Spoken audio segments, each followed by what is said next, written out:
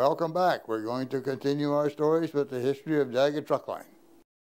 Grandpa Daggett bought the livery stable. That was on some property bordering the Otter Tail River just north of where the Frazee Creamery was.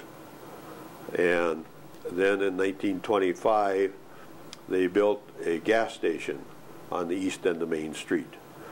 And that's where all the business was taken care of out of the gas station. The station still stands. And at that time, that was the main highway in Frazee. Went right through downtown. That was Main Street.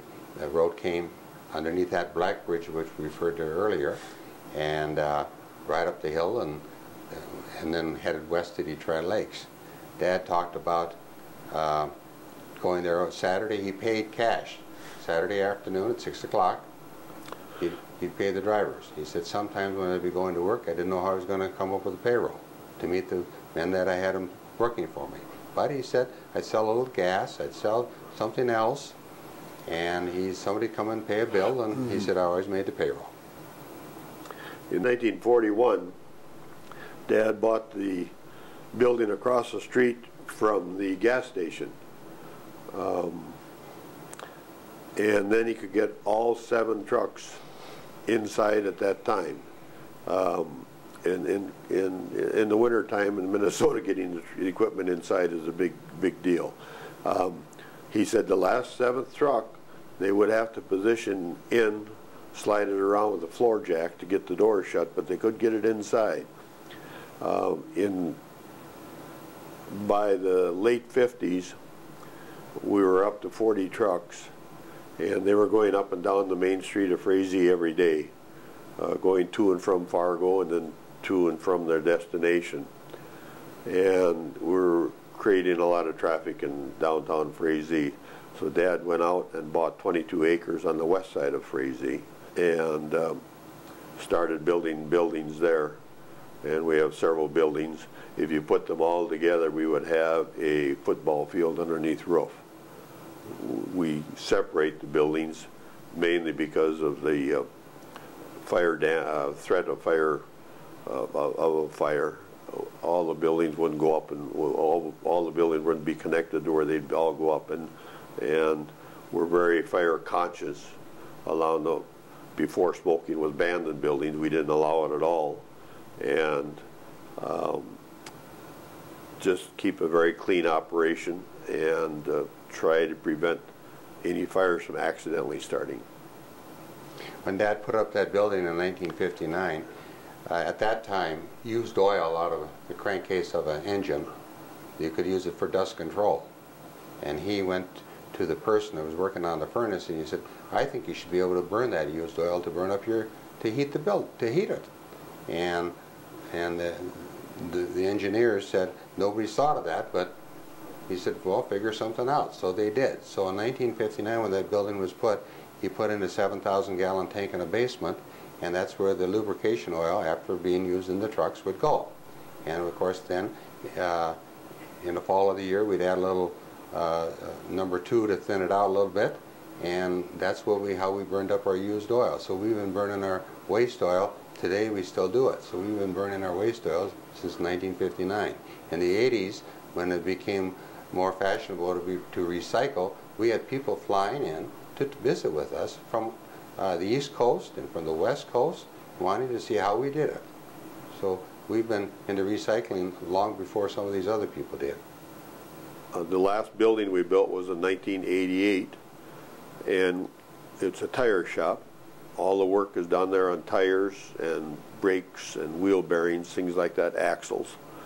It's heated geothermally. And one of the reasons we bought it or built it was to put in our own alignment rack. So all new equipment is run across alignment before it's put on the road. And if a driver has any problem or the tire people notice tires wearing irregular, the truck immediately goes onto the tire rack to get the alignment corrected. And we have tremendous tire life just because of spending the $35,000 for the alignment. That was 25 years ago now, and I think it's paid for itself. everybody says there's nothing to driving trucks nowadays. You dial in the temperature you want to maintain on the inside of the cab, and you dial in the satellite radio you want, the station, and you dial in the speed you want to drive, and then you just sit there and hang on the steering wheel and wait to get there. Now that's a great oversimplification, but there's still a lot of talent and expertise in driving, but the driver doesn't have to fight with the truck and the roads the way it was in the 40s and 50s and early 60s. The 31 International, the A2, actually was owned by an Ericsson who lived in the Audubon area. We bought it in 1967. It was 36 years old, had 36,000 miles on it. All we've done to it is about 20 years ago, we took it all apart and painted it. The 1963 International, the Emeryville, was bought by us new, and we've owned it since it's new. And when I display it at truck shows, I make a copy of the, I display it with a copy of the original invoice taped on the front of the truck. Those were very popular model trucks. It was 72 inches from the back of the cab to the windshield. The trucks we're buying now, the sleeping compartment for the driver is 72 inches from the back of the cab to the back of the driver's seat. Those Emeryvilles, we used a rubber ride suspension. It was very low maintenance cost because there was no action to it. It was just like riding on a couple of hockey pucks. And International Harvester Company, we always said, I hop constantly, because you have a rough concrete road, especially if you're empty. Those seats, those trucks were awful hard on people's backs. Now it's an air ride suspension, an air ride cab, and an air ride seat. And there's very comfortable riding for anybody. But International, the A2, that truck, Dad said to winterize the truck, you put cardboard on the floor, and you probably put cardboard on the door and covered up part of the window. And so my mother told about the time she was going to go to Fargo to do some shopping, and they came to Detroit Lakes to the stop sign. She was sitting in the middle, and Dad was driving, and there was someone else sitting by the other window, and he said, hold on, and they came to the stop sign, and he threw it in reverse to stop it. Of course, the truck was loaded. She said, let me out. She got out and took the train back to Frazee. So that was the story. Another time, they were up by Lake Park driving to Fargo, and often the owner of the cattle would ride with my dad, driving the truck.